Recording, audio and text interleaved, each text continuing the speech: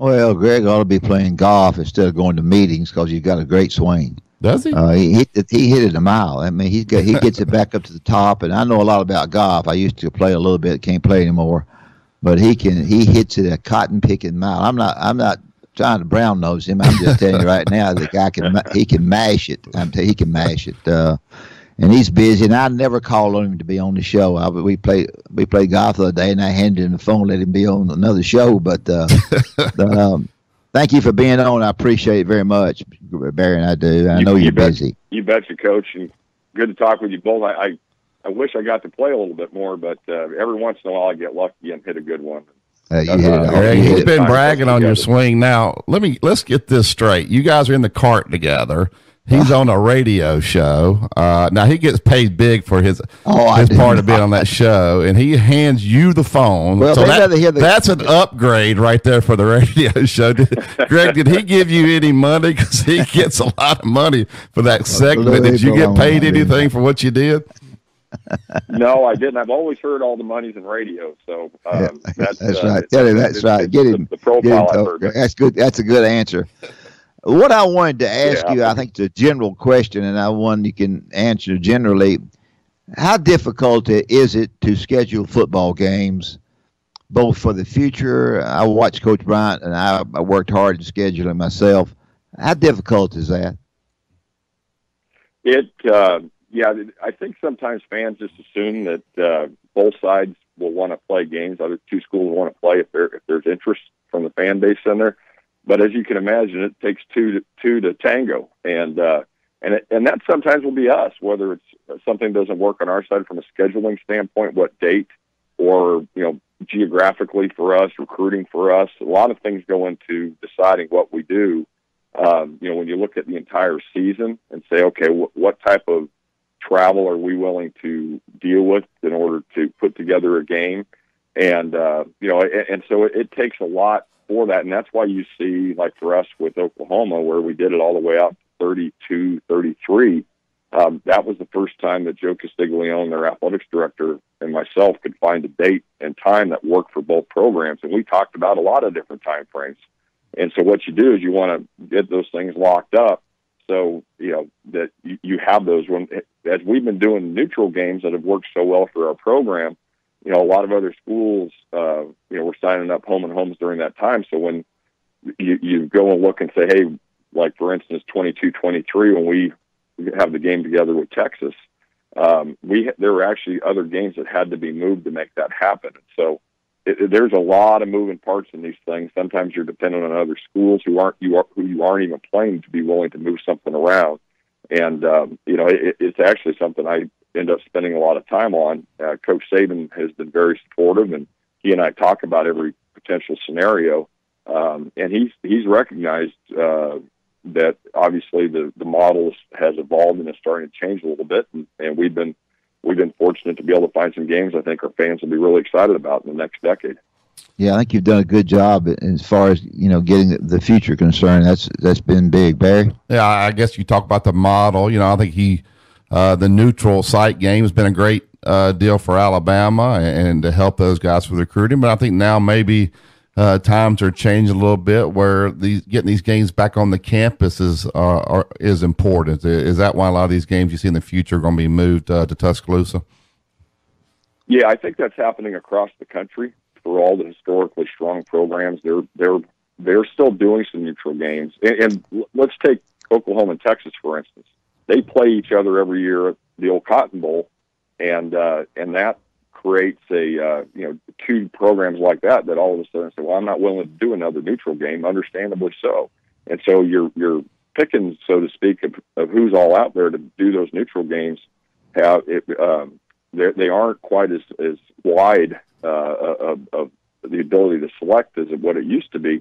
And so we've had to adjust ourselves. And, I can tell you there was one year, I'm not going to be too specific with who, but that we were really wanting to do two neutral games. And literally 1 year, there is nobody that we have as an option. And that's where the home and home came from that, which is good. And I think our fan base is excited about that. And I think just overall, the modeling in college football is changing. I know Georgia's added some some additional home and homes. They've added another Autonomy 5 or Power 5 game to their schedule. And that's a fine line. Obviously, we play in the toughest conference in the country.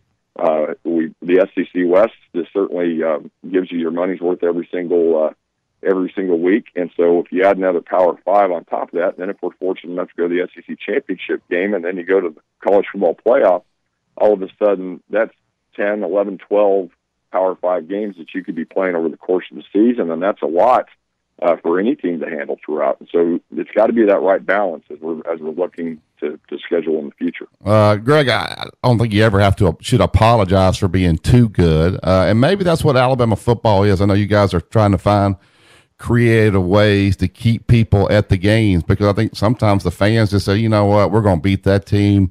Or they get up by 25 or 30 and the fans are leaving the stadium. But I don't think you ever apologize for being too good. But how difficult is that for you guys to find out ways to keep that stadium full to help the entire program recruiting and everything that goes with it?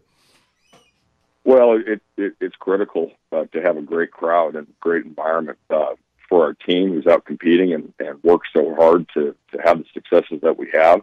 On top of that, from a recruiting standpoint, our recruits are in the stands, and they want to see that environment, that excitement.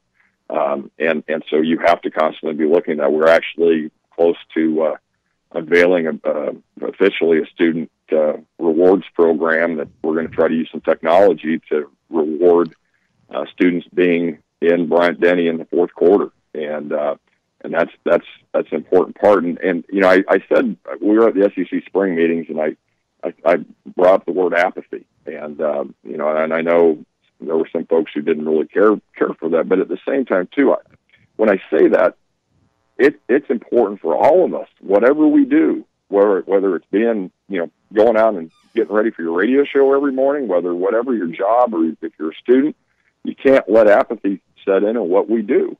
You know, I think about that on a daily basis in the job that I have. I got to make sure I bring my full my full concentration and great effort every day in the role that I have as being the AD at Alabama, and I can't let apathy set in on what I do. And so it's important that we constructively and positively encourage everybody associated with our program, you know, to be as involved as they can be. And we all have challenges in our life that prevent us from doing things at times. I get that and respect that. At the same time, too, what makes Alabama football, Alabama athletics, the university itself, so special and different than so many other places in the country is the passion and the enthusiasm and the support of our fan base. And we can't take that for granted as a department, and we're not going to. And, you know, we've lowered concession prices. We actually lowered season ticket prices for about 40% of the stadium this past year. We've also, you know, we're adding these home and home schedules. We're doing upgrades to the stadium at all different levels over the next few years. We wanted to impact all of our fans and have them have a positive experience. We know, for instance, 40% of our attendance and our ticket base is in the upper decks of Bryant-Denny Stadium. We have to improve our fans' experience on getting up to those seats. And phase one, and I've said this a lot of times, but the money from phase one in the Crimson Standard and the improvements to Bryant-Denny Stadium are going to help us get the revenue to pay for all the other things that we want to do. And so that's important to understand that from a business model standpoint, we have to create a model that we can sustain and manage our resources right. But I can tell you, so many of our conversations, and I actually walking into another one in about a half hour, are very focused on trying to improve the experience for our fans across the board at Bryant-Denny Stadium and other facilities too. You're doing a great job as athletic director. I've already told you that several times. This is just from my personal answer, and you're a great person to answer it because you care about baseball. And I'm not talking about Alabama baseball. I'm talking about baseball in general.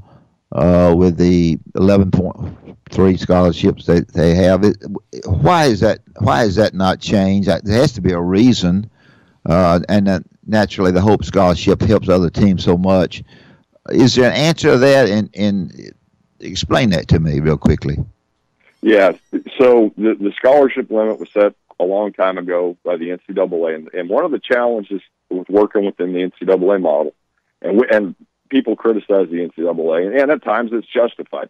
Let me tell you, we're the NCAA. It's the schools, it's the leadership of the schools that make the rules. But when I'm on the football oversight committee for NCAA, I got a meeting next week in Indianapolis, and I'm sitting in a room with schools that are in Autonomy 5 conferences, Power 5 conferences, Group of 5 conferences, 1AA, other schools and we're trying to create rules and parameters that fit schools that are very, very different, and where there may be schools that get 5,000 people to show up for a game while we have 100,000. And trying to create a model that works across the board for that is challenging. And I think that's what's happened in baseball. And so there's a lot of schools, and I want to say this very respectfully, but maybe aren't as well resourced. And they say, we can't afford to add any more scholarships. And so there have been some states that have lotteries and some other things that have given the opportunity to fund higher education scholarships that have benefited baseball student athletes in their state. We don't have that right now. However, I'll tell you, the job that Brad Bohannon is doing. I told him after the LSU series this year where we lost on Sunday, bases loaded, and we could score there, we win the series. I said, the last couple of years we weren't even in position on Sunday afternoon to try to win those games. We're making progress. It is a process. And he and his staff and the guys on the team are doing a great job of building that foundation, because we should get to Omaha. We should be competing for a national championship in any sports that we compete in. And I'm really bullish about what's ahead for our baseball program, and I'm really pleased about the job that they're doing, and know that we're making a lot of good progress. But that progress is we want to go out and compete for championships and fill up the stadium for our games and have that great environment that a lot of other SEC schools have. And we have those. We're making progress there. Just I know it can't come soon enough for all of us that love baseball. We're talking with Greg Byrne. Greg, I heard what you said about phase one. You got to do phase one to pay for the other things that you want to do facility wise. Basketball arena, I know you guys had a time frame on there. Do you know when that will be able to start at this time? Yeah, Barry, it is all fundraising dependent. We have an initial plan that we put together that we unveiled since then, because we've been very focused on phase one. We haven't done anything else with it because we got to get phase one and the revenue from that to give us a chance to phase two. Right. And so, I think the best case scenario is we're probably 3 to 4 years away from getting the shovel in the ground on that. And if we continue to make the progress that we have in development, that's going to give us the best opportunity to do that. And I think the excitement that Nate Oates is bringing to the program, and he's really hit the ground running with from a recruiting standpoint, from getting in the gym with the kids. I got to think we got a chance to have a good ball club this next year. And Avery and his staff deserve credit for helping build that foundation for that. And now we want to take that obviously to the next level. And if we build that excitement, I think that really dramatically improves our opportunity to move forward on our basketball programs, both of them, men's and women's, and gymnastics, and make sure we have the infrastructure that resembles who we're competing against. And the SEC has risen the bar when it comes to basketball infrastructure, and we've got some really good parts of our infrastructure, but we got some work to do too, and we recognize that. But again, I think sometimes the narrative from our fans, and this is not unique to Alabama at all, is that you got the money to do it, and in reality, as coach, that Barry, you worked in athletic departments too. You got to manage your resources on an annual basis. To make sure you're not putting your department in jeopardy from the long-term financial health of it. Well, I want to thank you for being on. I promised you we'd only keep you on 15 minutes. I try not to ever bother you much because I know you're so darn busy, but Barry and I really appreciate you taking time to be on. You answered some great questions for us. We appreciate it. Anytime. Appreciate what you all do. Look forward to seeing you soon, and appreciate the friendship. Okay, thank you. Thanks, Greg. Make sure he pays you that money now for doing that radio. It's big money. I'll be waiting by the mailbox. You don't wait too long. Thanks, Greg.